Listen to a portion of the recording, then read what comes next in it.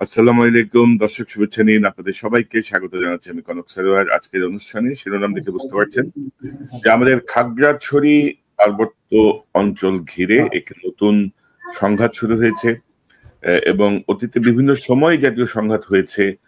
পার্বত্য অঞ্চলে বিভিন্ন রকমের অস্থিতিশীলতার খবর আমরা পেয়েছি, সংঘাতের খবর পেয়েছি। আহ উম, মারা যাওয়ার অনেক সংবাদ এসেছে। আমাদের সেনাবাহিনী সদস্যরা যেমন নিহত হয়েছেন, তেমনি উপজাতিদের অনেকে নিহত হয়েছেন, বাঙালিরা নিহত হয়েছেন। তো গত এক বছর ধরেই নানা রকমের চেষ্টা চলছে পার্বত্য অঞ্চলকে অস্থিতিশীল করার জন্য। সাম্প্রতিক সময়ে এই অস্থিতিশীলতাটা একটা বেশ বড় পর্যায়ে গেছে বলা চলে। একটি কথিত ধর্ষণের ঘটনাকে কেন্দ্র করে আহ উম, বেশ সংঘাত হয়েছে। বিষয়টি নিয়ে আমরা আলোচনা করব। আহ ভারত নাকি দাবি করছে পার্বত্য চট্টগ্রাম তাদের, একটা যুদ্ধাবস্থা। তো সব মিলিয়ে আমার সঙ্গে আলোচনায় যোগ দেবেন আপনাদের অত্যন্ত প্রিয় মানুষ, আমার অনুষ্ঠানের নিয়মিত আলোচক মেজর সুমন আহমেদ। সুমন ভাই, আপনি আনমিউট করতে হবে। সুমন ভাই, আপনাকে স্বাগত জানাচ্ছি আজকের অনুষ্ঠানে। আসসালামু আলাইকুম ভাই এবং দর্শকদের আমার সালাম। আপনি কি মনে করেন সাবেক সেনা কর্মকর্তা হিসেবে আপনার যে অভিজ্ঞতা, পার্বত্য অঞ্চলকে ঘিরে আপনার যে অভিজ্ঞতা, সব মিলিয়ে আমরা একটু আপনার কাছ থেকে আলোচনাটা শুরু করতে চাই। জি, পার্বত্য অঞ্চল দিয়ে আমার যে অভিজ্ঞতা সেখানে যদি আমি তাকাই, অবশ্যই এখন সিনারিও, অপারেশন অবজেক্টিভস, অপারেশন যেটা মোডাস অপারেন্ডে বলা হয়, কিভাবে অপারেশনটা করা হবে, সেগুলো অনেক কিছু চেঞ্জ হয়ে গেছে। তো আমরা যখন ছিলাম তখন কিন্তু আমরা একটা কাউন্টার ইনসার্জেন্সি অপারেশনের আন্ডারে ছিলাম। পার্বত্য চট্টগ্রামে রাঙামাটি, বান্দরবান, খাগড়াছড়ি, কাপ্তাই, এই সমস্ত জায়গায় বিভিন্ন জোন ছিল, রিজিয়ন ছিল, জোন ছিল, সাবজোন ছিল, বিভিন্ন ক্যাম্প ছিল। সেটা কিন্তু পাহাড়ে যারা আছে জনগণ, তাদের কারোর সাথে মারামারি করবার জন্য না, বেসিক্যালি ছিল প্যাসিফিকেশন এবং প্রোটেকশন। যে আমাদের পার্বত্য চট্টগ্রাম বাংলাদেশে বরিশাল, সিলেট, খুলনা, রংপুর এই এলাকা আছে, তেমনই একটা অবিচ্ছেদ্য অংশ। সেই অংশের কিছু মানুষের কিছু ক্ষোভ থাকতে পারে, কিছু ব্যাপারে তাদের চাহিদা, চিন্তা, স্বপ্নের সাথে হয়তো আমাদের যে রাষ্ট্র তাদের সীমিত সক্ষমতার মধ্যে সেটা পূরণ করার কিছু ঘাটতি থাকতে পারে। কিন্তু সেই পার্বত্য এলাকার জনগণকে, সেটা জনগণ বলছি আমি, সেখানে বিভিন্ন যেই উপজাতি আছে, আমি তাদের কাউকে আদিবাসী বলবো না, উপজাতি আছে, এবং সমতলের যেই বাঙালি যাদেরকে বলা হয় তারা আছে। সবার তাদেরকে জিম্মি করে কিছু সংখ্যক সন্ত্রাসী সেখানে সন্ত্রাসী কাজ চালানো, বা যেটাকে বলা হয় ইনসার্জেন্সি, সেই ধরনের যে কাজ চালাতো, সেটার বিপরীতে আমরা নিশ্চিত করতাম যে সেখানে যাতে স্বাভাবিক সেনাবাহিনী শুধু না, প্রশাসন, বিজিবি, বিডিআর, আনসার সবাই মিলে আমাদের কাজটা ছিল ওখানে প্রত্যেকটা জনগণের নিরাপত্তা নিশ্চিত করা, তাদের বাজারঘাট, স্কুল, কলেজ, স্বাভাবিক জীবনযাত্রা, সেটাতে আমরা সহায়ক ভূমিকা পালন করতাম। সেইটা যদি কেউ নষ্ট করতে চাইতো, নস্যাৎ করতে চাইতো, সেই ক্ষেত্রে অপারেশন পরিচালনা করা, সেটা বেসিক্যালি একটা মোড ছিল। এবং শেষের দিকে এসে আমি যদি 92 থেকে ফেব্রুয়ারি 1996 পর্যন্ত চিন্তা করি, তখনকার পার্সপেক্টিভে আমরা মূলত একটা শান্তি চুক্তির দিকে আগানোর জন্যই যে প্রেষণামূলক কাজ, বিভিন্ন পার্টিকে সহায়তা করা, সেগুলা করতাম। মনে রাখবেন, সেটা কিন্তু বিএনপি আমলে ছিল এবং জিনিসটা ছিল পরিষ্কার, স্টিক অ্যান্ড ক্যারট। মানে আমার সেখানে যথেষ্ট পরিমাণে ফিজিক্যাল প্রেজেন্স থাকবে নিরাপত্তা বাহিনীর কাউন্টার ইনসার্জেন্সি অপারেশনের জন্য, অপারেশন দাবানল হিসাবে। একই সাথে যত ধরনের উন্নয়ন সহযোগী কাজ করা যায় সেগুলোতে সহায়তা করা হবে, যাতে একটা সঠিক এবং ন্যায্য শান্তি চুক্তি হয়। কিন্তু যখন আওয়ামী লীগ আসলো পাওয়ারে, তারা করলো কি, 97-তে এসে ভারতের প্রেসক্রিপশন অনুযায়ী তাড়াহুড়া করে যেই ধরনের কাজ আমরা করে যাচ্ছিলাম তার বিপরীতে একটা অসম, অবাস্তব এবং যেটা কখনো ইমপ্লিমেন্ট করা যাবে না সেই ধরনের একটা চুক্তি করে ফেলে, যেটা কখনোই বাস্তব হয় না এবং অসন্তোষটা থেকে যায়।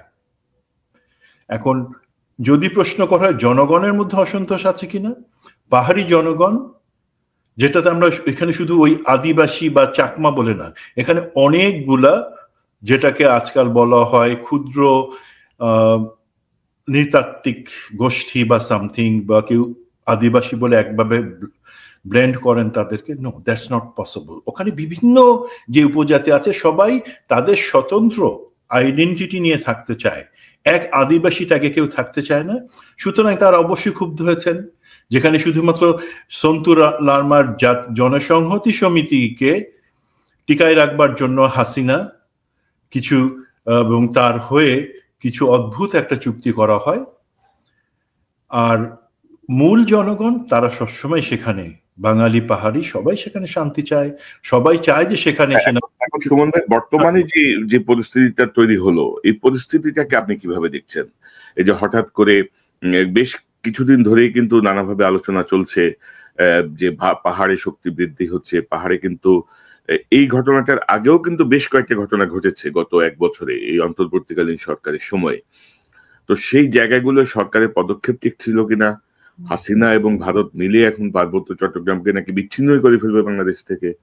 তো বর্তমান পরিস্থিতিকে আপনি কিভাবে দেখছেন? বর্তমান পরিস্থিতিতে ভাই হঠাৎ করে কিছু হয় নাই। পার্বত্য চট্টগ্রাম হচ্ছে ভারতের একটা টুল। বাংলাদেশ যেই মুহূর্তে ভালো কোনো কিছুর দিকে আগায়, বাংলাদেশে যখন সাম্প্রদায়িক সম্প্রীতিটা চূড়ান্তভাবে, যেটা আমরা একটা এক্সাম্পল, সেটা ঠিক থাকে, যখন সরকার কোনো ভালো পদক্ষেপ বাইরের সহযোগী দেশগুলোকে নিয়ে নিতে চায়, যখন ধরেন আমাদের সামনে 4 মাস পরে নির্বাচন আছে ইনশাল্লাহ, এই ধরনের যে কাজগুলা করতে যায়, তখন ভারত এই পার্বত্য চট্টগ্রাম এলাকাকে অশান্ত করে। এখন বলবেন ভারত তো আলাদা একটা দেশ না, এই যে পার্বত্য চট্টগ্রামে আমরা এখন যে শুনতেছি, এই আজকের পরিস্থিতিতে জনসংহতি সমিতি এবং ইউপিডিএফ, মূলত ইউপিডিএফ এর বিভিন্ন অঙ্গ সংগঠন, তারা প্রতিনিয়ত ভারতের কাছ থেকে প্রেসক্রিপশন নিয়ে সেটাকে এক্সিকিউট করে এলাকাটা অস্থির করবার জন্য। তো এই মুহূর্তে কেন এই অস্থিরতা?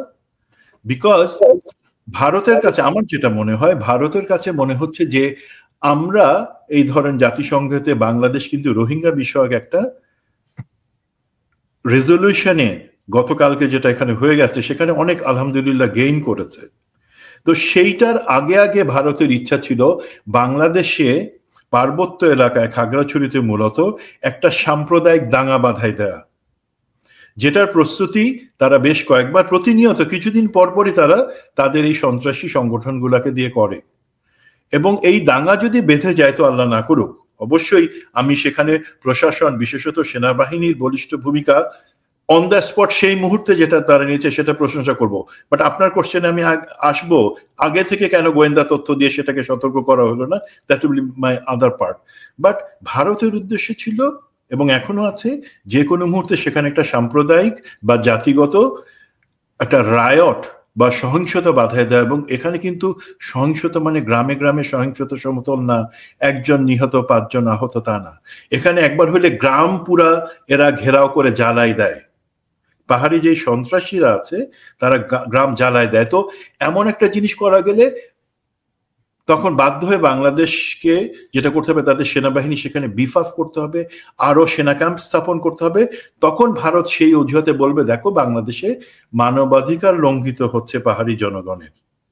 এবং ধরেন আমরা যদি সেখানে আরো সেনা নিতে হয়, তাহলে আমাদের প্লেনে এই মুহূর্তে কি অবস্থা হবে, যেখানে পুলিশ সেনাবাহিনী ছাড়া মানে এক কদম চলতে চায় না বা চলতে পারে না, তাদের সেনা ক্যাম্পগুলা সাহায্য দরকার হয়। দেন সামনে নির্বাচন আছে, নির্বাচনে সেনাবাহিনীর উপস্থিতি দরকার আছে। এই অবস্থায় আপনি যদি সেনাবাহিনীকে পার্বত্য চট্টগ্রাম একটা বড় অংশ, আরো 1/3 সেখানে নিয়ে ভরেন, তখন তো আমাদের এখানে আইন শৃঙ্খলা পরিস্থিতি ভেঙে পড়বে। তো ভারত অ্যাকচুয়ালি চায় যে এই ধরনের কিছু একটা করে আমাদেরকে চাপে রাখা, যেন আমরা একসময় বলি বাবা যথেষ্ট হয়েছে, ঠিক আছে হাসিনারে আমরা ফেরত আনবো, আর তোমাদের কি কি কথা শুনতে হবে যেগুলো হাসিনা তোমাদেরকে অনেক ঢেলে দিয়ে দিয়েছিল, মানে বলছিল না যে ভারতকে যা দিয়েছি তার কখনো আর কেউ কখনো পাবে না, সেই ধরনের আবারও আমরা দিব। তো ঠিক আছে, তারা এই ধরনের চাপ প্রয়োগের জন্য এই পাহাড়ি জনগণকে জিম্মি হিসেবে ব্যবহার করে আমাদের উপর এই ধরনের সন্ত্রাসী কাজ চালায়, এবং আপনি ধরে রাখেন চালাবে।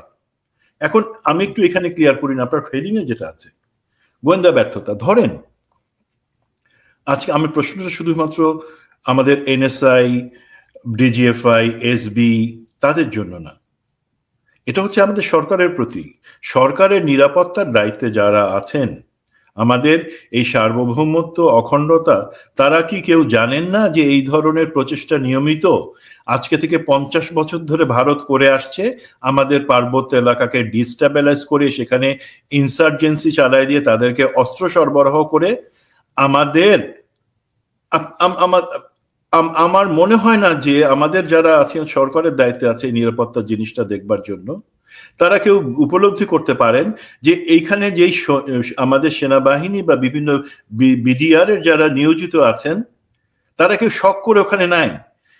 এবং বিশেষ করে ক্যাম্পের লাইফ যদি আমাদেরকে সেখানে ফেরত যেতে হয়, আপনি 17 দিন 20 দিন পরে যদি আপনার হেলিসর্টিতে খাবার আসে পাবেন, নাইলে আপনাকে লোকালি খাবার বন্দোবস্ত করে অথবা শুধু ভাত খেয়ে থাকতে হবে ক্যাম্পে। আপনাকে সেইখানে মশার কামড় থেকে, আমার 17 বার ম্যালেরিয়া হয়েছিল 3 বছরের মধ্যে। সেই অসুস্থ হয়ে সেখানে ম্যালেরিয়া হওয়ার পরে আমাকে হাসপাতালে নেওয়ার মতন কোনো হেলিসর্টি ছিল না। আমার সৈনিকের ম্যালেরিয়া হয়েছে, সৈনিক সেই ম্যালেরিয়া নিয়ে অপারেশনে যেতে পারতেছে না, বাট সে নিচে ক্যাম্প পোস্টে দায়িত্ব করতেছে, কারণ এর থেকে বেশি জনবল নাই। বাট আমাদেরকে 24 ঘন্টা প্রতিটা আমাদের নিরাপত্তা বাহিনীর প্রত্যেকে 24 ঘন্টা সেখানে ডিউটি করতে হয়। এটা কেউ শখ করে না। তো এই ধরনের সিচুয়েশন যাতে না হয়, সেই জন্য কি দরকার ছিল বা কি দরকার আছে, আমাদের নিরাপত্তার দায়িত্বে যারা আছেন তারা এনএসআই, ডিজিএফআই এবং প্রয়োজন বোধে এসবি কে বলবেন যে দেখো এই ধরনের জিনিস আমাকে কিন্তু অবশ্যই আগে থেকে বলতে হবে যে এই উপলক্ষে কি কি করতে পারে এবং কারা কারা করতে পারে, তোমরা সেই তথ্য আমাদেরকে দিবা এবং একই সাথে পুলিশকে এবং অন্যদের দিবা, যাতে তাদেরকে সেখানে নিবৃত করা যায়, গ্রেফতার করা যায় বা সেই ধরনের। ভাই মানে দিবার প্রসঙ্গ কেন আসতেছে? এটা তো অটোমেটিকই তাদের কাছে চলে আসার কথা। মানে এটা কি আমাদের গোয়েন্দা সংস্থা কি কাজ করছে না? এই ব্যর্থটাকে অ্যাকচুয়ালি পুঁজি করে বা উস্কাই দিয়ে ভারত সুবিধা নিতেছে। সে সবসময় সেটা নেয়। আমাদের দেশের ভিতরে কিছু দালাল আছে, আমাদের দেশের ভিতরে কিছু ভারত এবং আওয়ামী লীগের 5-8টা লোক আছে, তারাও সেখানে দিচ্ছে। আবার যেই ধরেন জনসংহতি সমিতি সন্তুর লারমার বা তাদের নেতারা বা ইউপিডিএফ এর নেতারা, তাদেরকে আমরা বিভিন্ন সুযোগ দিচ্ছি, বিভিন্ন ফোরামে কথা বলবার সুযোগ দিচ্ছি। তারা করে কি, জাতিসংঘে এসে সব সুন্দর প্লেনের টিকিট ফার্স্ট ক্লাস সবকিছু নিয়ে আসলো, জাতিসংঘে এসে আমাদের দেশের জাতীয় ঐক্য সার্বভৌমত্বের বিরুদ্ধে মিথ্যা কথা বলে। এই যে আপনি বললেন যে কথিত ধর্ষণ, ভারতের দরকার ছিল এই সময় একটা সাম্প্রদায়িক দাঙ্গা বাঁধানো। তারা করলো কি, একটা ধর্ষণের গল্প নিয়ে আসলো যেটা কোনো বেজ নাই আমরা এখন জানতে পারি। সেটা থেকে আলগি দিল, প্রথম আলো দিল, আমাদের কিছু TV, ATN Bangla, channel I, my TV, তারা সেই সমস্ত জায়গায় আলগি দিতেছে। এরা তো সেই ধরনের দালাল। এবং সুমন ভাই ধরেন যে একটা ধর্ষণের ঘটনা, এটা মানে ডাক্তারি পরীক্ষা বা এটা প্রমাণিত হওয়ার আগ পর্যন্ত সেটা হচ্ছে অভিযোগ। কিন্তু আপনি যদি সকল পত্রিকা শিরোনামগুলো দেখেন যে ধর্ষণের ঘটনায় উত্তপ্ত, মারমা তরুণী ধর্ষিত, তো এই যে জায়গাটা এখন দেখা যাচ্ছে এই জাতীয় কোনো ঘটনাই ঘটে নাই। তো মানে এই জায়গাগুলো কিন্তু কন্ট্রোল হচ্ছে না। অর্থাৎ মিডিয়ার মধ্যে হাসিনার যে ফ্যাসিস্ট সহযোগীরা রয়ে গেছে, তারা কিন্তু এদেরকে নিয়ে এই সরকার কিন্তু লুতুপুতু করছে, কিন্তু তারা কিন্তু সুবিধা মতো তাদের ছবল দিচ্ছে। আরেকটা প্রশ্ন আমি যেতে চাই, যেটা খুব গুরুত্বপূর্ণ, যে আমরা দেখছি যে ভারতে সাম্প্রতিক সময় আমার দেশ পত্রিকার একটা অনুসন্ধানী রিপোর্টে দেখা যাচ্ছে যে ভারতের যে গোয়েন্দা সংস্থা, তাদের তালিকায় প্রায় 600-700 কতজন ভারতে আছে। তার মধ্যে আমাদের পুলিশের শীর্ষ কর্মকর্তা, আপনার সেনাবাহিনীর জেনারেল মুজিব আকবর সহ আরো বেশ কয়েকজন ছোটখাটো তারা আশ্রয়ে আছেন। তো এদেরকে তো পালিয়ে যেতে সহায়তা করা হয়েছে, এদেরকে সসম্মানে আরামায়েশের সাথে সীমান্ত পার করে দেওয়া হয়েছে। তো যারা সেখান থেকে বসে বাংলাদেশে একটা ইনসার্জেন্সি ক্রিয়েট করতে চাচ্ছে, আপনি কি মনে করেন যে তাদের সহযোগীরা এখানে বড় বড় মেডেল লাগায় ঘুরে বেড়াচ্ছে? তাদেরও এখান থেকেও একটা গ্রুপ চেষ্টা করছে। ওইখান থেকে একটা গ্রুপ চেষ্টা করছে। উভয়ের সম্মিলিত প্রচেষ্টায় বাংলাদেশ আরেকটা বিপদের দিকে যাচ্ছে। কিছু কথা আছে যেগুলা আমরা বুঝি, বাট মুখে নিজের কাছে বলতে অনেক ভয় লাগে। আপনি জিনিসটা রাইটলি বলছেন। তার আগে একটা জিনিস একটু আমার কষ্টটা বলি, আমাদের বিপ্লবের পক্ষে অনেকে ছিলেন, বিপ্লবের আমার কলিগস অনেকে ছিলেন, তাদেরকে আজকাল দেখি এটিএন বাংলা চ্যানেল আই, তারপরে ওই সমস্ত টিভিতে গিয়ে বিভিন্ন ধরনের বক্তৃতা, ৭১ টিভিতে গিয়ে বিভিন্ন ধরনের বক্তৃতা দেন, বিপ্লবের পক্ষে কথা বলেন। তারা কি ভুলে গেছেন যে এই সমস্ত পত্রিকা ভূমিকা কি ছিল গত ১৫ বছরে, ১৬ বছরে? কি কোন লজ্জার মাথা খেয়ে তারা নিজেদের চেহারা দেখানোর জন্য সেই সমস্ত টিভি চ্যানেলে যান?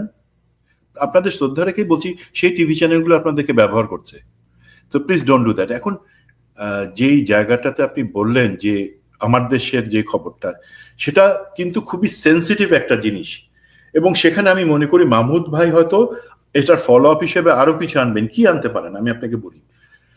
জেনারেল মুজিব এবং জেনারেল আকবরের কথা যে বলা হয়েছে, এছাড়াও কিন্তু আরো অনেক জেনারেল, আরো অনেক লোক সেখানে আছে, সেখানে গেছে। এখন যদি জেনারেল আকবর এবং জেনারেল মুজিবের কথা বলি, তারা কিন্তু হচ্ছে মানে বাংলাদেশ সেনাবাহিনীর জিনিয়াসদের একজন, মানে দুইজন। তো কি এদের মাথাতে সমস্ত কিছু আছে? আমাদের প্রতিরক্ষা পরিকল্পনা, আমাদের পার্বত্য চট্টগ্রামে আমাদের কারা আছে, আমাদের ভিতরের নিরাপত্তা সংক্রান্ত যত সেন্সিটিভ ইনফরমেশন, ডিজিএফআই, আমাদের প্রশাসন, সবকিছু তাদের মাথায় আছে। কোথায় কোন লোকের কাছে কি আছে, কি পাওয়া যাবে, সেগুলা এখন তারা কাদের কাছে বিক্রি করতেছে? ভারতের কাছে। তারা ভারতের আশ্রয় আছে। তার মানে ভারত না চাইতেই কিন্তু তাদের ইনফ্যাক্ট এখন এর আগামী 10 বছর বাংলাদেশে কোনো এই অপারেশন না চালাইলেও কিন্তু চলে, বিকজ আমাদের যত সংবেদনশীল তথ্য আছে আমাদের প্রতিরক্ষা এবং নিরাপত্তা সংক্রান্ত, সেগুলা এই দুইজন লোক যেহেতু সব থেকে বেশি জানতেন এবং জানেন, তারা সেগুলা সরবরাহ করছেন এবং সেইভাবে অ্যাসিস্ট করছেন। সেই অ্যাসিস্ট্যান্সে আর তার সাথে আরো আছে আমাদের বেনজির। আপনি এটা জেনে রাখেন কনক ভাই, আমি বিশ্বাস করি, এটা কেউ আমার সাথে তর্কে আসতে পারেন, আমাদের পুলিশ বাহিনী যেভাবে চালানোর চেষ্টা করা হচ্ছে হয়তো চলবে, বাট আমাদের পুলিশ বাহিনীর অধিকাংশ সদস্যর এখন পর্যন্ত গুরু হচ্ছে বেনজির, যে বাইরে থেকে পুলিশকে চালাচ্ছে, তার কথা মতো চলছে। এবং আরো কিছু হাবিব, তারপরে চিত্তরঞ্জন, এরা আছে, এরাই চালাচ্ছে, এদের কথা মতো পুলিশ চলতেছে। তেমনি ভাবে এই যেই জেনারেল আকবর এবং জেনারেল মুজিব, তাদের শুধু ইনফরমেশনটাই কিন্তু রয়ের জন্য যথেষ্ট, বাট এর বাদে আপনি যদি মনে করেন মেডেল লাগায় ঘুরে বেড়াচ্ছে যারা আছে তার সাথে, সেটার তো দরকার পড়ে না। না না ভাই, ধরেন জেনারেল মুজিব তো নজরদারির মধ্যে ছিল, মানে প্রি অ্যারেস্টের কাছাকাছি ছিল, প্রি অ্যারেস্টের মতোই ছিল, এরকম বলা হয়েছে। সেখান থেকে সে পালাইলো, পালানোর পরে এই পর্যন্ত কোনো ব্যবস্থা হয়েছে? জেনারেল আকবরকে তো বলা হলো, আমি শুনলাম যে তাকে অ্যারেস্ট করা হয়েছে, তাকে পরে শুনি যে সে ইন্ডিয়া। তো আপনি অ্যারেস্টের নামে পুলিশ প্রহরায়, সেনা প্রহরায় আপনি বর্ডার পার করে দিয়ে আসবেন, এখানে আপনি মায়া কান্না করবেন, এসব ফাইজলামি করার জন্য আমাদের সেনাবাহিনীর অফিসারদেরকে বসানো হয়েছে। এইসব করার জন্য তাদেরকে আমি মনে করি আমাদের সরি আমি একটু পাওয়ারটা চার্জে দেই। আমাদের যে প্রত্যাশা, সেই জায়গাতে অবশ্যই এখানে বড় একটা ব্যর্থ হয়েছে। তাদের পালায় যাওয়ার কোনো কথা প্রশ্ন ছিল না। তারা বিশেষ করে কনক ভাই, আপনি আপনার প্রোগ্রামে বলছিলেন এবং যেটা রেফারেন্স মাহমুদ ভাই তার পত্রিকাতে আনছেন, যে জেনারেল মুজিব দিয়ে 2 তারিখে এবং 6 তারিখে কু করবার চেষ্টা করছিলেন আওয়ামী লীগ পন্থীদের নিয়ে বসায় দেওয়ার জন্য, খুনি জিয়াউল হাসানকে নিয়ে। এটা আপনি কিন্তু প্রথমে বলছিলেন, আপনার একটা অনুষ্ঠানে বিশদ বর্ণনা দিয়েছিলেন। তো এখন ওনাদের কিন্তু সেই পরিমাণে অনুসারী এবং সেই পরিমাণে শক্তি এখনো আছে। সেটা ওনারা চাইলে, আপনার তো নিশ্চয়ই এতটুকু বুঝতে পারতেছেন যে বাংলাদেশের ভিতরে যে কাজগুলো হচ্ছে, বিশেষ করে পার্বত্য চট্টগ্রামে গত 1 সপ্তাহ ধরে যেটা হচ্ছে বা গত 1 বছরে, তার পিছনে এই ধরনের লোকগুলার দেয়া তথ্য এবং কানেকশনস গুলাই কাজে লাগানো হচ্ছে। বাট তারা তাদের থেকে ফিজিক্যাল যে হার্ম, তার থেকে আরো একটা বিপদ আমি একটু মাহমুদ ভাইয়ের সেই রিপোর্ট থেকে একটু বলি। সেখানে উনি বা যে প্রতিবেদক, আমি তাকে ধন্যবাদ জানাই, বেশ কিছু পাসপোর্ট নাম্বারের রেফারেন্স দিচ্ছেন। এখন এই পাসপোর্ট গুলা কি, এগুলা কি এখনো বাতিল করা পাসপোর্ট, সচল পাসপোর্ট নাকি কি, সেই ব্যাপারে কিন্তু অ্যাকচুয়ালি ফার্দার জানবার দরকার আছে। প্রথম জিনিস সেটা হচ্ছে যেই পাসপোর্টগুলো, এবং আরো ধরেন 700-র মতো এমন পাসপোর্ট, এগুলা কিন্তু রিভোক করা হয়েছে সেই পাসপোর্টগুলা। মানে বাংলাদেশের পাসপোর্ট অধিদপ্তর কিন্তু সেই পাসপোর্টগুলোকে রিভোক করেছেন। আমি সম্পূর্ণ জেনে বলছি, আমার যদি সুবিধা থাকতো ডিজি পাসপোর্ট অধিদপ্তর, তার সাথে জেনারেল আনোয়ারের সাথে কথা বলার, আমি অবশ্যই আপনাকে ওনার রেফারেন্সই বলতাম, বাট ওনার সাথে আমার কথা বলতে পারি নাই। বাট যেখান থেকে ইম্পর্টেন্ট কিছু জিনিস আমাদের জানা দরকার। এক নম্বর হচ্ছে এই সমস্ত আওয়ামী লীগ, তারপরে জেনারেলস, তারা যেই পাসপোর্টগুলো ইন্ডিয়াতে ব্যবহার করছেন এবং ওদের গোয়েন্দাদের লিস্টে যে পাসপোর্টগুলো আছে সেগুলা তারা কিন্তু তাদের ডিপ্লোম্যাটিক পাসপোর্টের বদলে রেগুলার পাসপোর্ট নিছেন, যেগুলার এই রেগুলার নাম্বার। সেটা কখন নিছেন, যেটা জানলে অ্যাকচুয়ালি আপনার থেকে শুরু করে আমাদের সবার খারাপ লাগবে। বিপ্লবের পূর্বে মাত্র 10%-এর মতন নেওয়া হয়েছে।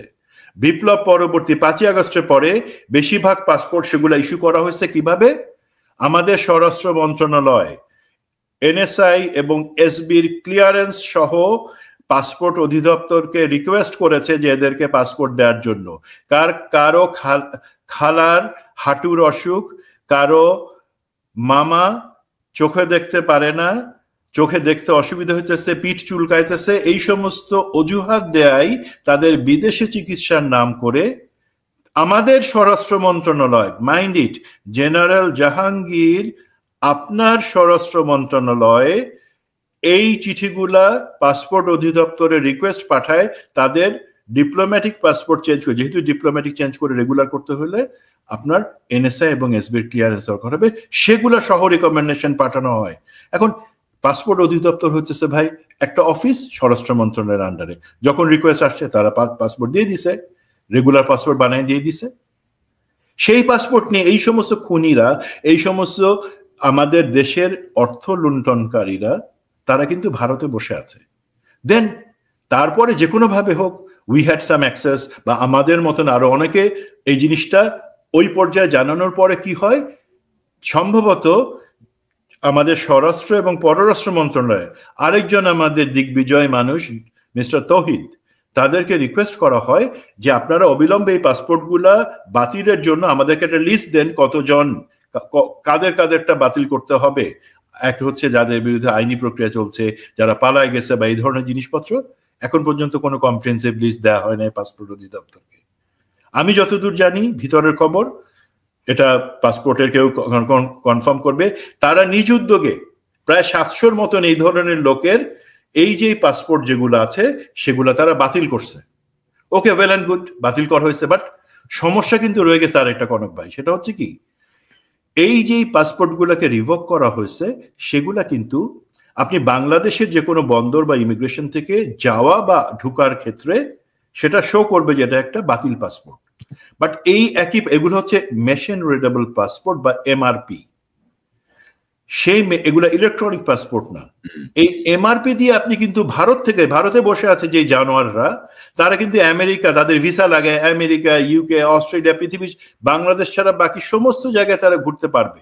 ঘুরে বাংলাদেশের বিরুদ্ধে জনমত তৈরি করা, বাংলাদেশকে পচানো, বা বাংলাদেশের বিরুদ্ধে আরো খারাপ নাশকতার পরিকল্পনা করা, সবকিছু তারা করবে। বিকজ একটা এমআরপি সেটা বাংলাদেশের ক্ষেত্রে শুধু শো করবে যেটা বাতিল, বাকি যে কোনো জায়গার ক্ষেত্রে মেশিন রিডেবল পাসপোর্ট, এটা এই পাসপোর্টগুলা তারা ব্যবহার করতে পারবে। মানে সুমন ভাই, হচ্ছে যে স্মার্ট কার্ডের যে পাসপোর্ট, এই পাসপোর্ট পৃথিবীর যে এয়ারপোর্টে ইউজ হোক, সেই পাসপোর্টে ইস্যুইং অথরিটি বা ইস্যুইং কান্ট্রির ইনফরমেশনটা তারা পায়, কিন্তু এমআরপিতে তারা পায় না। স্মার্ট কার্ড যেটা এখন দেওয়া হচ্ছে সেটাতে হয়তো সেটা আইডেন্টিফাই করা যায়, এমআরপি করা যায় না, যার জন্য সকল দুর্বৃত্তই এমআরপির পাসপোর্ট নিয়েছে। বাংলাদেশে কিন্তু মাঝখানে একটা সংবাদ বেরিয়েছিল যে এমআরপি বইয়ের সংকট, এমআরপি বই পাওয়া যাচ্ছে না, মানে সবাই এই মাত্রায় এমআরপির দিকে ঝুঁকে পড়েছে। তো এখন আসলে আমাদের দুর্ভাগ্য, মানে আমরা কিছু মুরব্বী অপদার্থদের শাসনে ঢুকছি, এবং আমাদের সেনাবাহিনী, আমাদের পুলিশ, আমাদের প্রশাসনে এখনো হাসিনার পা চাটা কুকুররা বসে আছে। ধরেন আপনি আলহামদুলিল্লাহ মাশাল্লাহ নামাজ পড়ো কোরআন পড়ো এই করবেন, আর ভিতরে ভিতরে মানে লাম্পটের চূড়ান্ত সীমায় যাবেন, তো লাভটা কি এগুলাতে? আপনি দেশে সর্বনাশ করবেন। দেশ রক্ষার দায়িত্ব নিয়ে আপনি দেশ বিরোধী মানুষকে আপনি রক্ষা করবেন, নানা উদ্যোগ নেবেন, নানা ছলাকলা করবেন, আর মুখে মুখে নামাজ পড়বেন, রোজা রাখেন, কোরআন পড়েন, এসব বলে যাবেন। এসব ফাইজলামির অবসান ঘটা দরকার। এবং আমাদের দুর্ভাগ্য, আমরা ডক্টর ইউনূসের উপরে যে আস্থা রাখছিলাম এই জায়গাটাতে টোটাল ফেলিয়ার। জি অনেক ভাই, এই জায়গাটা একটা কথা বলিনি, আরো কিছু জিনিস আছে এই পাসপোর্ট সংক্রান্ত। সেটা হচ্ছে কি, এখন যে জিনিসটা কিন্তু জরুরি দরকার, সেটা কিন্তু রিকোয়েস্ট করা হয়েছে, বাট এখনো কোনো অ্যাকশন হয় নাই। স্বরাষ্ট্র মন্ত্রণালয় যেটা করবে, ইন্টারপোলকে জানাবে যে এই এমআরপি গুলা তুমি সংশ্লিষ্ট প্রতিটা দেশকে জানায় দাও, বিশেষ করে ভারত, এবং সবাইকে যে এগুলা বাতিল করা পাসপোর্ট সেগুলো যাতে ব্যবহার করতে না পারে, এবং বাকি ইন্টারপোলের মাধ্যমে সব দেশকে জানিয়ে দেওয়া। এবং পররাষ্ট্র মন্ত্রণালয়ের কাজ হবে, তারা তাদের মিশনের মাধ্যমে জানাবে যে আমাদের এই পাসপোর্ট হোল্ডার আছে, তারা কিন্তু দেশ থেকে পালিয়ে গেছে বা তাদের বিরুদ্ধে এই মামলা চলতেছে, সুতরাং তারা এই পাসপোর্ট কোথাও ব্যবহার করলে তাদেরকে আইনের আওতায় নিয়ে আমাদের কাছে ফেরত পাঠাও। এই দুইটা জিনিসে মিস্টার তৌহিদ এবং জেনারেল জাহাঙ্গীর স্যার, আপনারা কি বলতে পারবেন এটার কোনো অ্যাকশন করছে কিনা? প্রায় 7-8 মাস আগে তো আপনাদের কাছে এই রিকোয়েস্ট আমরা পাঠাইছিলাম এটার ইমিডিয়েটলি ব্যবস্থা করবার জন্য।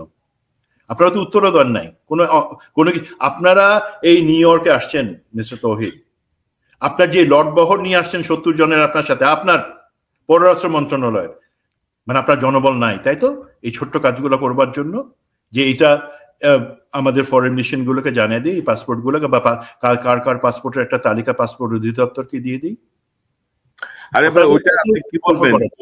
তৌহিদ এখনো বসে আছে আওয়ামী পুনর্বাসনে। ধরেন আমি গতকালও বলছিলাম যে জেনেভায় যেই রাষ্ট্রদূত থাকা অবস্থায় আসিফ নজরুল্লাহ ইনসাল্টেড হলে এয়ারপোর্টে, সেই রাষ্ট্রদূতকে সে পাঠাইছে ওয়াশিংটনের রাষ্ট্রদূত করে। যেই রাষ্ট্রদূত মেক্সিকোতে মুজিব বন্দনা করে মুজিবের বই ছাপাইছে 10 ভাষায়, সেই রাষ্ট্রদূতকে নিয়ে বসাইছে লন্ডনে। মানে এগুলা ধরেন এত স্টুপিড অপদার্থ, এবং বারবার বলার পরেও ডক্টর ইউনূসের এগুলা নিয়ে মাথা ব্যথা নাই। উনি আছেন ওনার মোটিভেশনাল স্পিচ নিয়ে, উনি আছেন উনি যে মহান ব্যক্তি এটাকে প্রমাণ করার জন্য উনি দেশ বিদেশে বক্তৃতা দিয়ে বেড়াচ্ছেন আর মোটিভেশনাল স্পিচ দিচ্ছেন। কিন্তু এর বাইরেও তো অনেক আন্তর্জাতিক পদক্ষেপ নেওয়া যায় না? এই অপরাধীগুলো যে এখানে আছে, ধরেন এখন ধরেন বিএনপির জায়গায় আওয়ামী লীগ, আওয়ামী লীগের জায়গায় ধরেন বিএনপি। আমরা ধরে নিলাম যে বিএনপির এরকম 700 জন ইন্ডিয়াতে যে আশ্রয় নিচ্ছে, এই করছে। আওয়ামী লীগ কি করতো? প্রত্যেকটা ইন্টারন্যাশনাল ফোরামকে অ্যাক্টিভ করতো ভারতের উপর চাপ দেওয়ার জন্য, যে এরা এখান থেকে তুমি তাদেরকে আশ্রয় দিবা না। করা যেত না?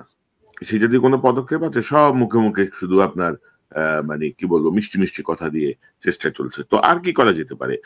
এই কাজগুলো হবে না রে ভাই। মানে আমাদের কোন ফরেন মিশন চিঠি দিয়ে বলবে না যে পাসপোর্ট গুলো বন্ধ করো। ওই যে ইন্টারপোলে যাইতে যেতে দেখবেন যে আরো 6 মাস লাগাই দিচ্ছে ইন্টারপোলে। এখন আমরা হতাশ হয়ে গেলে তো চলবে না। আমি আপনাকে সিম্পলি বলি, তারা যে এইটুকু করবে, ইন্টারপোলকে জানাবে, বা ভাই তার আগে তো আপনাকে একটা লিস্ট তৈরি করা লাগবে। আপনি তো লিস্ট তৈরি করতেছেন না, আপনি তো ব্যস্ত। আপনার কাছে বলতেছে ভাই আমার একটা পাসপোর্ট তৈরি করা দেন, পাসপোর্ট অধিদপ্তর তো বলবে। আমি ধন্যবাদ জানাই পাসপোর্টের ডিজি জেনারেল আনোয়ারকে। জানেন যে শিরিন শারমিন সাবেক স্পিকার, তার কিন্তু আলটিমেটলি পাসপোর্ট হয় নাই। যখন আমরা এটার প্রতিবাদ জানাইছিলাম, উনি কিন্তু আর পাসপোর্ট দেন নাই। তো এখন আর এই ধরনের পাসপোর্ট দেওয়া হচ্ছে না। তখন কি করা হচ্ছে? স্বরাষ্ট্র মন্ত্রণালয় থেকে সুন্দর একটা সুপারিশ আসতেছে। জেনারেল জাহাঙ্গীর স্যার, আপনি কি জানেন এই ধরনের ভয়ঙ্কর কাজ করতেছে আপনার মন্ত্রণালয়? তারা এসবি এবং এনএসআই এর ক্লিয়ারেন্স নিয়ে তারা পাঠাচ্ছে পাসপোর্ট অধিদপ্তরের রেকমেন্ডেশন যে একে দেওয়া হবে, এবং সব আওয়ামী লীগের চোর খুনি তাদেরকে দেওয়া হচ্ছে। আর এখন তো বোধহয় কোনো ইয়েও লাগে না, রিপোর্ট লাগে না, পুলিশ রিপোর্টও লাগে না, পুলিশ ভেরিফিকেশন দরকার হয় না তখন। হয় না। এটা কায়দা করে এসে প্রথমেই বন্ধ করে দেওয়া হচ্ছে। প্রথমেই তারা একটা রেকমেন্ডেশন নিয়ে নিচ্ছে স্বরাষ্ট্র মন্ত্রণালয় থেকে। যাই হোক, এই আমাদের এখনকার যে এটা অবশ্যই রিলেটেড টু আমাদের যেই সভরেইনটি, সার্বভৌমত্বের ক্ষেত্রে এখন যে আঘাতগুলো ইন্ডিয়া দেওয়া শুরু করছে আওয়ামী লীগকে খুশি করবার জন্য, আওয়ামী লীগকে আবার ফেরত আনবার জন্য, এগুলা সবকিছু তার অংশ। এবং সেখানে চিটাগং হিল ট্র্যাক্সে যেই জায়গাটা চলতেছে, আমার একটাই রিকোয়েস্ট থাকবে কনক ভাই, আমি কখনো পলিটিক্যাল লোকজনের কাছে রিকোয়েস্ট করি না, because I don't trust them. তারপরে একটা ছোট্ট জিনিস, এবং ইনক্লুডিং সেনাপ্রধান জেনারেল ওয়াকার সবার কাছে, যে আমাদের বিপ্লব পরবর্তী যেই একটা দাবি ছিল যে আপনারা সবাই একটা প্ল্যাটফর্মে আসেন, একটা জায়গায় এখন কি ফ্যাসিজম আর আসবে না, এবং আমরা বাংলাদেশকে একটা রাষ্ট্র হিসেবে তৈরি করব। আমেরিকা, চায়না, ভারত প্রত্যেকের কিন্তু বিভিন্ন দলের বিভিন্ন সমস্যা আছে, ভিন্ন মত আছে। কিছু কিছু কোর ইস্যুতে একটা রাষ্ট্র যখন সত্যিকারের রাষ্ট্র হয়, কিছু কিছু কোর বা মূল ইস্যুতে তারা কিন্তু একমত, এবং সেটাই চলে যেই সরকারই আসুক না কেন। তো আমাদেরকে 2-3টা জায়গায়, এক হচ্ছে আমাদের দেশে আর কোনো ফ্যাসিজম আর গেড়ে বসবে না। 2 নাম্বার হচ্ছে আমাদের রাষ্ট্রীয় এবং ভৌগোলিক অখণ্ডতার জন্য, সার্বভৌমত্বের জন্য আমাদেরকে যে পলিসি, সেই পলিসিতে আমরা আমাদের নিরাপত্তা বাহিনীকে এইভাবে গাইড করব, সেই জায়গায় ঐকমত্য। 3 নাম্বার হচ্ছে আমরা নির্বাচন নিয়ে কখন আর মারামারি করব না। এখন এই ঐক্যমত্যে সাংবাদিক মনির হায়দার, যিনি সাংবাদিকের বদলে এখন বড় ব্যবসায়ী হয়ে গেছেন, ঐক্যমত কমিশনের বা দালাল হয়ে গেছেন, তার কথা যদি আপনারা শুনেন, আপনার প্রতিবার এমন ভুল করবেন। অনৈক্য, ওনার কাজ হলো অনৈক্য তৈরি করা, একজনের কথা আরেকজনকে বলা। তো সেই কথা বাদ দিয়ে রাজনৈতিক প্রজ্ঞা যদি আপনাদের থাকে, আপনারা যদি বড় দল হিসেবে দাবি করেন, ছোট দল হিসেবে দাবি করেন, প্লিজ এই একটা জায়গায় এখনো সময় আছে, আপনারা এখন এবং একটা নির্বাচন হতে দেন, তারপরে আপনারা 5 বছর পরে আবার কি মারামারি করবেন সেটা ঠিক করেন। বাট প্লিজ ফর নাও দেশের এই অবস্থায় আপনারা এক হইলে ইন্ডিয়া, আওয়ামী লীগ কোথাও ভাত পাবে না। ওদের হাজার পরিকল্পনা থাকুক, কিছুই কাজে লাগবে না। পাহাড়ে যে সন্ত্রাসী পালতেছে তাদের যত অস্ত্র দিক, কিছুই কাজে লাগবে না। Please do that. কিন্তু আমরা তো আহ্বান জানাচ্ছি, আমরা তো বলছি। এখন ধরেন আমি বিশ্বাস করি যে আমাদের দেশপ্রেমিক সেনাবাহিনী এখনো দেশপ্রেমিক। সেনাবাহিনীর 25 থেকে 35 জনকে যদি আপনি বাদ দেন হাসিনার 5-8 কুকুর হিসেবে, বাকি কাউকে আপনি দোষারোপ করতে পারবেন না। তারা কেউই চায় না ফ্যাসিবাদ ফিরে আসুক, তারা কেউই চায় না হাসিনা ফিরে আসুক। কিন্তু ইন্টেরিমের ভূমিকাটা কি? ইন্টেরিম ধরেন কোনো পদক্ষেপ তো নিল না রে ভাই, কোনো পদক্ষেপই নিল না। এবং ধরেন পার্বত্য চট্টগ্রাম নিয়ে এই অস্থিরতা এগুলো চলছে। এবং আমি যদি আপনাকে আরেকটা সংবাদ যদি একটু দেখাই, আজকের সংবাদ, এটা আপনি যে প্রসঙ্গে বলছিলেন সেটি অলরেডি আপনার এটি নিয়ে কথা হচ্ছে, যে বলা হচ্ছে যে আমাদের ইয়েতে পার্বত্য চট্টগ্রামে যেন আরো 250 সেনা ক্যাম্প যেন গঠন করা হয়।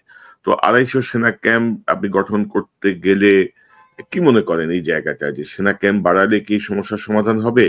কারণ আমার তো রাজনৈতিক নেতৃত্ব, আমার সেনা নেতৃত্ব, আমার সচিবালয়ের নেতৃত্বের একটা বড় অংশ ভারত অনুগত। তো আমি কি আদৌ কাজ করতে পারবো? মানে আমার আসলে মানে পজিটিভলি আমি এই দেশের জন্য আমি কি করতে পারি? সেনা ক্যাম্প বাড়ালে কি সমস্যার সমাধান হবে? কি মনে করেন আপনি? আপনি এত সুন্দর একটা প্রশ্ন করছেন, যেটা অ্যাকচুয়ালি আপনার থেকে আমি আশা করি নাই, বাট থ্যাংক ইউ। আমরা যারা, প্রথম কথা, যারা সেনা পার্বত্য চট্টগ্রামে থাকেন নাই বা সেখানকার কি পরিস্থিতি সত্যিকার জানেন না, আমি তাদেরকে অনুরোধ করব, প্লিজ আপনারা এই মিডিয়াতে ফালতু কথা বলবেন না, 1 নাম্বার। 2 নাম্বার, আপনার মতো যারা আছেন, যাদের একটা বেসিক জ্ঞান আছে, আমি অবশ্যই অ্যাপ্রিসিয়েট করবো এই প্রশ্নগুলো করবার জন্য। সেনা ক্যাম্প বাড়াইলে কি হবে ভাই? আমরা তো সেখানে কারোর সাথে যুদ্ধ করার জন্য সেনাবাহিনী ছিল না, এখনো থাকবে না। সেনাবাহিনী হচ্ছে জনগণের নিরাপত্তার জন্য, সেখানে যাতে স্বাভাবিক জীবন থাকে, সেটা পাহাড়ি হোক, সেটা সমতলের বাঙালি হোক, সেটার জন্য। এখন অবশ্যই আমাদের প্রেজেন্স সেখানে বাড়াতে হবে, বাট সেখানে 250 সেনা ক্যাম্প, একটা সেনা ক্যাম্প, ধরেন আমি কচুছড়ি সেনা ক্যাম্প যখন তৈরি হয় সেটার সাথে ইনভলভ ছিলাম। একটা সেনা ক্যাম্প বানানো কিন্তু 4টিখানি কথা না। আমরা যখন উইথড্র করে আমাদেরকে নিয়ে আসা হয়, মানে রিজিয়ন বেজে নিয়ে আসা হয় জোন হিসাবে, তখন এগুলো চিন্তা করার কথা ছিল। যাই হোক, এখন আমি যেটা প্রস্তাব করতে পারি, প্রথম জিনিস একটা হচ্ছে ঐক্যমত সমস্ত রাজনৈতিক দলের মধ্যে।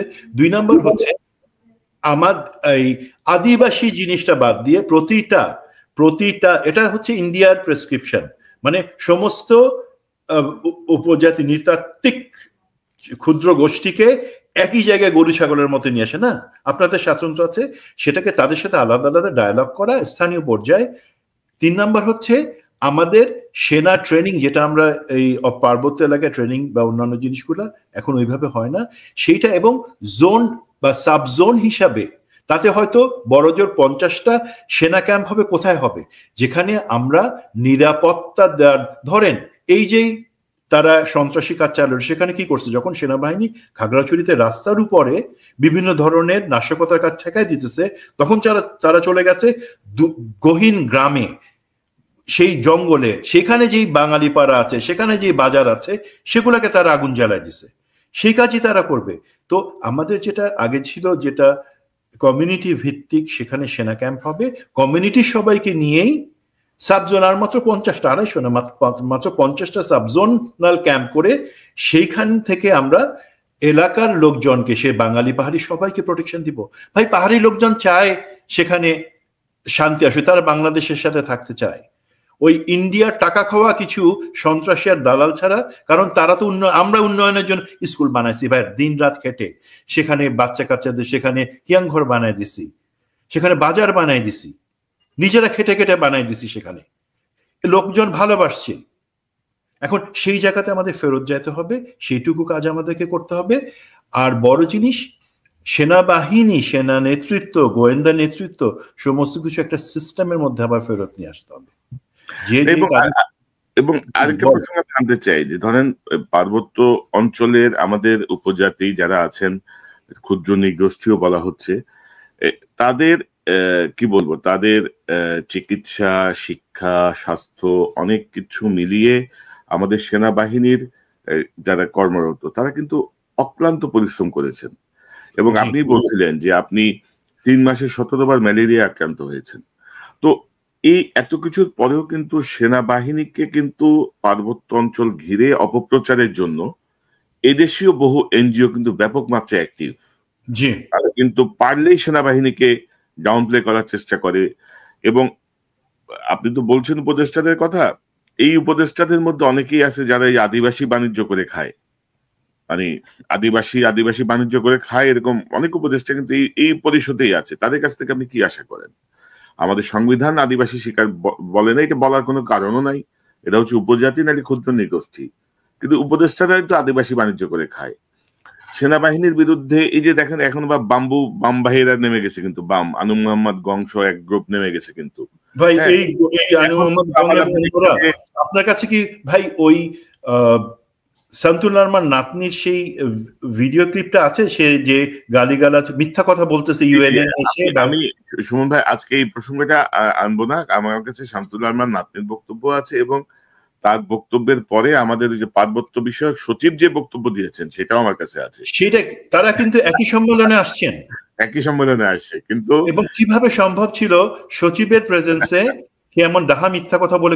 এইটা হচ্ছে সবচেয়ে ইন্টারেস্টিং কি জানেন তো, সবচেয়ে ইন্টারেস্টিং হচ্ছে শামসুল আরমান নাতনি হচ্ছে চেহারা সুন্দর, সে মডেল, বিকিনি মডেল, সেই কারণে তাকে কিছু বলে নাই। শামসুল আরমান নাতনি যা বলছে, সচিব তার কাউন্টারে একটা শব্দ উচ্চারণ করে নাই, তাকে একটা স্ক্রিপ্ট দেওয়া হয়েছিল, সেই স্ক্রিপ্টটা পড়ে দিয়ে চলে গেছে, শেষ। আচ্ছা, এই প্রসঙ্গটা আমি 2টা বক্তব্য পাশাপাশি দিয়ে দিব, হয়তো কাল পরশু দিয়ে দিব।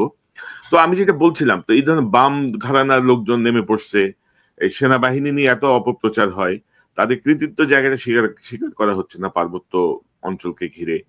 নর্মালি আপনি সেনাবাহিনী নিয়ে কিছু বলতে পারবেন না, নানা রকমের চাপের মধ্যে পড়বেন, কিন্তু এই জায়গাটায় কিন্তু মানে কোন রকমের পদক্ষেপ নেওয়া হচ্ছে। ভাই, আপনি আমি যখন সেনাবাহিনীর খুনি, গুম করা এবং সেই সমস্ত অর্থ পাচারকারী আওয়ামী লীগের দালালদের কথা বলি, তখন সবাই সরব হয়ে উঠে, আমাদের উপর সমস্ত খড়গ নেমে আসে, আমার পরিচিত লোককে উঠায় নিয়ে 18 ঘন্টা রেখে দেয়। কিন্তু যখন এই জায়গাতে সেনাবাহিনী যে কাজ, সেনাবাহিনী মানে কি, নিরাপত্তা বাহিনী, রাষ্ট্র, সরকার, আমরা যে ভালো কাজগুলো করার চেষ্টা করতেছি, সেই জিনিসগুলোর উপরে যখন আমাদের সে দালাল কিছু সুশীল কথা বলতেছে, ভাই তাদেরকে আপনারা তো কোনো কিছু বলেন না। এখন বলি, আমাদের কিন্তু অনেকগুলো সুযোগ ছিল। প্রফেসর ইউনূস একটা অন্তর্বর্তী সরকারের প্রধান, ওনার যে ইমেজ সেটা কাজে লাগানো, এবং রোহিঙ্গার যেই ব্যাপার ওনারা ক্যারিশমা দেখাচ্ছেন, সেটাকে কিন্তু আলাদা করে দেখার আর এখন কোনো সুযোগ নাই। দেন 24DV-এর যে জিওসি আছে জেনারেল মুশফিক, সে কিন্তু বলা হয় among the GOCs the most capable. তাকে সে থাকতে তার মাথা, তাকে আপনি শুধু সুযোগ দেন ওইখানে জিনিসটা কিভাবে স্থানীয়দের সাথে মিলে ম্যানেজ করা যায়, বাট ডিজিএফআই কে তো তাকে সহযোগিতা করতে হবে তথ্য দিয়ে, দুয়েক তথ্য থাকতে হবে। দেন এই জেনারেল মেজর জেনারেল ফেরদৌস, যাকে MSCA ছিল চিফ অ্যাডভাইজারের সামরিক উপদেষ্টা, তাকে তো আপনারা সরাই দিয়েছেন, গুড জব, অনেকের দাবি ছিল, বাট সে কিন্তু হাইলি ট্যালেন্টেড অফিসার। তাকে আপনারা অন্য কোথাও না পাঠাই এই ডক্টর খলিল বা কারোর সাথে বা আমাদের নিরাপত্তা সংশ্লিষ্ট কারোর সাথে দিয়ে দেন যে পার্বত্য চট্টগ্রাম এটা সমাধানের জন্য তুমি সেই পরিকল্পনাগুলোতে হেল্প করো। সে পারবে, কিন্তু ঠিক আছে তার নামে কথা আছে, তাকে আমি খামাখার পাশে তার প্রতিভাকে কাজে লাগাবো। দেন আমাদের পার্বত্য চট্টগ্রাম বিষয়ক জিনিসগুলো নিয়ে কিছু সাংবাদিক আছেন, কিছু সাংবাদিক আমরা আলাপ করছিলাম দুইজনের কথা, তারা কিন্তু ডিপলি অনেক জিনিস জানেন, স্থানীয়দের সাথে কথা বলেন। সমস্ত যারা স্টেক হোল্ডার তাদের সাহায্য নিয়ে আপনারা অবশ্যই একটা টেকসই পরিকল্পনা করেন যেখানে ইন্ডিয়া ভাত পাবে না। আমরা ওখানে যুদ্ধের কোনো পরিস্থিতি চাই না, বাট আমরা চাই একটা সমাধান। রাইট। এখন ধরেন নানা রকমের চরম বরং তো আমরা দেখতেছি। ধরেন আমরা অনুষ্ঠানের শেষ দিকে আমি জাস্ট একটা শেষ প্রশ্ন করতে চাই আপনাকে। এই যে ধরেন আমাদের কিন্তু এখন মূল সমস্যা হচ্ছে কিন্তু ফ্যাসিজম, মানে ফ্যাসিস্টদের অনুসারীরা নানাভাবে আবার ফিরে আসতে চাচ্ছে, তারা নানা রকমের ঘটনা ঘটানোর চেষ্টা করছে, সেটা আমাদের একটা প্রধানতম সমস্যা। কিন্তু গত 14 মাসে এই ইন্টারিম সরকার, ডক্টর ইউনূসের সরকার মানে কার্যকর আসলে কি করছে? ওই যে মেহেদী হাসানের সাথে আমি ডক্টর ইউনূসের ইন্টারভিউটা দেখছিলাম এবং আমি খুব বিস্মিত। ধরেন এই প্রশ্নগুলা ধরেন আমরা করলে এটা মহা বেয়াদবি হয়ে যাবে আর কি, আমরা করলে এটা মহা অন্যায় হয়ে যাবে আর কি আমাদের সুশীলদের কাছে। মেহেদী হাসান গালি দিলে ঠিক আছে, মানে ওই মানে ইংরেজিতে বলছে মানে সব ঠিক আছে, ইংরেজির একটা ব্যাপার এখানে কাজ করে। তো আপনি যদি ডক্টর ইউনূসের লাস্ট ইন্টারভিউটাও দেখেন যে এক চরমবরং কথাবার্তা, আওয়ামী লীগ তো নিষিদ্ধ, আবার এটা যে কোনো সময় ফিরেও আসতে পারে, আবার এই হইতে পারে। আরে ভাই আপনি বললে কথা বলেন না কেন? মানে আপনি কথা বলেন না কেন? আপনি মেহেদী হাসানকে কাউন্টার কেন বলেন না যে আপনি কি হিটলারের পক্ষে কথা বলতে পারবেন? আপনি কি চান যে নাৎসি বাহিনীর পুনরুত্থান ঘটুক আবার জার্মানিতে? আপনি চান কিনা? কাউন্টার প্রশ্ন করেন আপনি। মানে এনজিও ললিত কলা দিয়ে মানে দেশটা শেষ হয়ে গেল ভাই।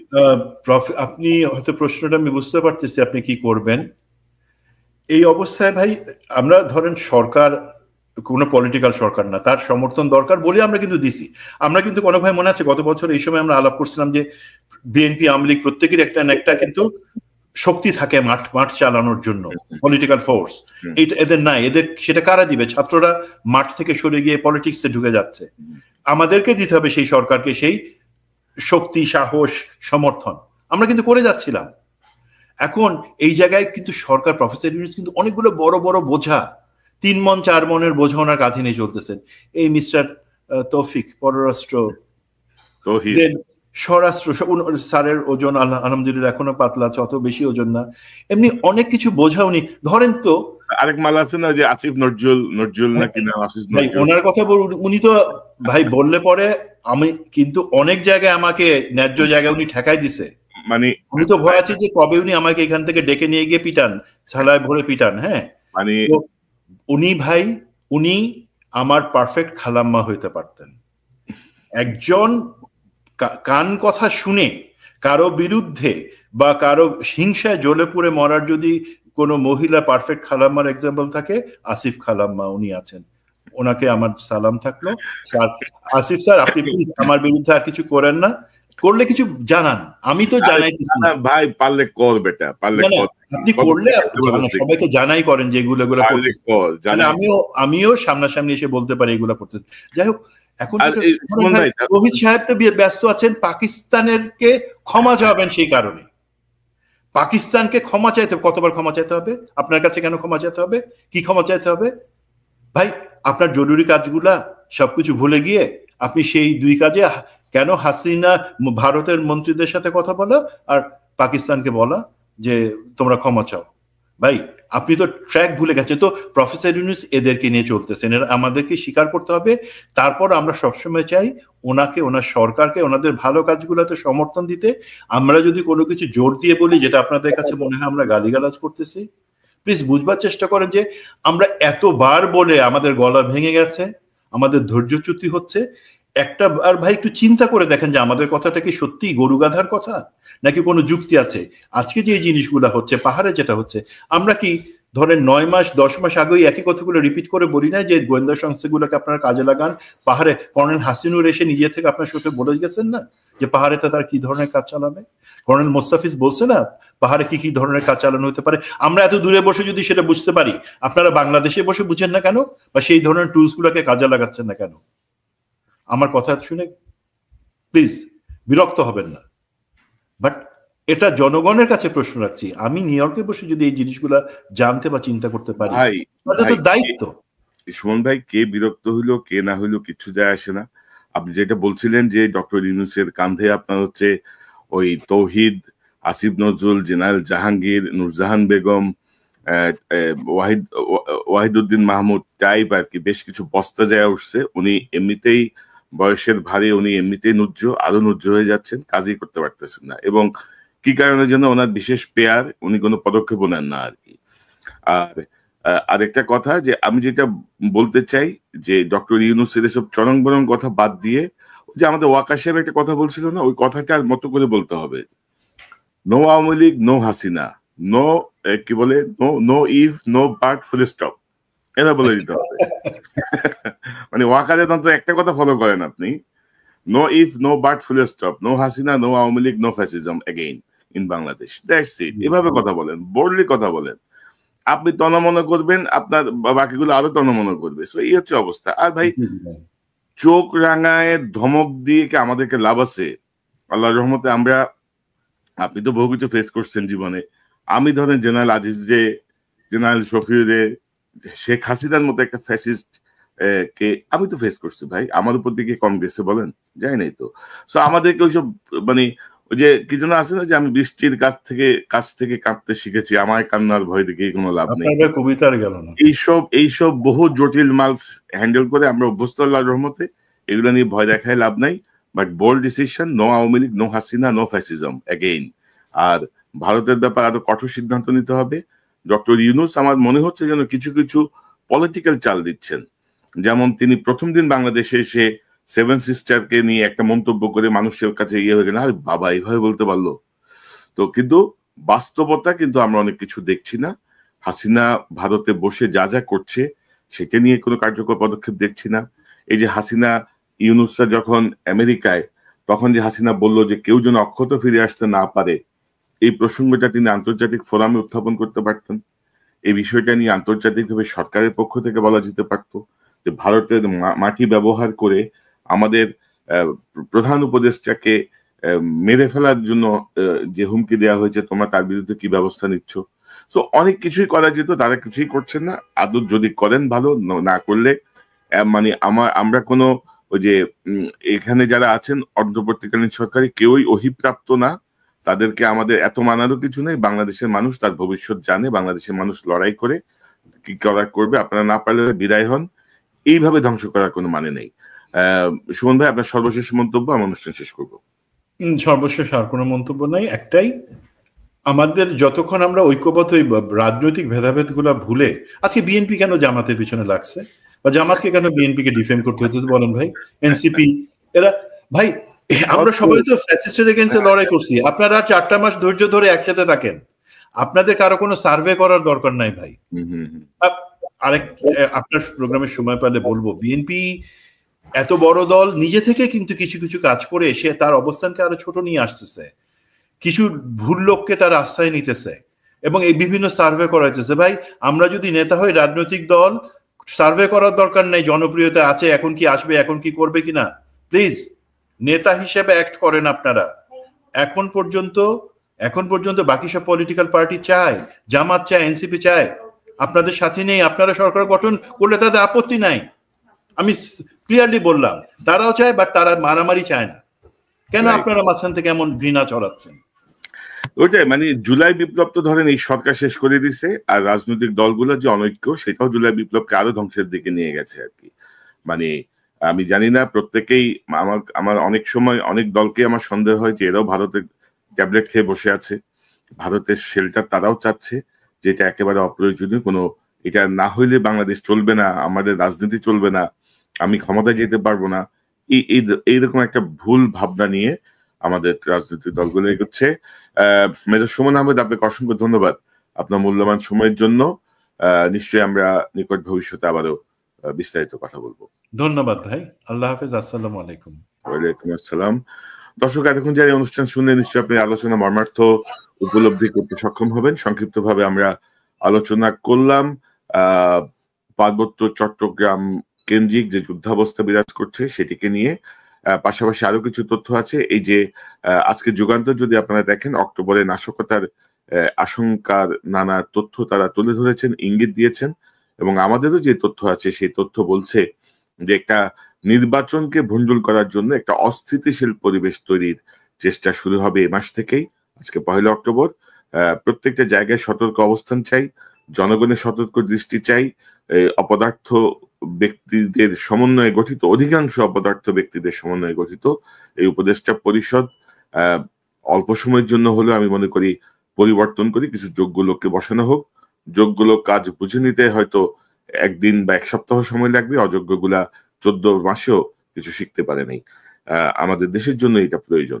দর্শক, এই চ্যানেলটি সাবস্ক্রাইব করে আমাদের পাশে থাকুন, এই চ্যানেলের মেম্বারশিপ নিয়ে আমাদের পাশে থাকুন। আবারও দেখা হবে ইনশাল্লাহ। আসসালামু আলাইকুম।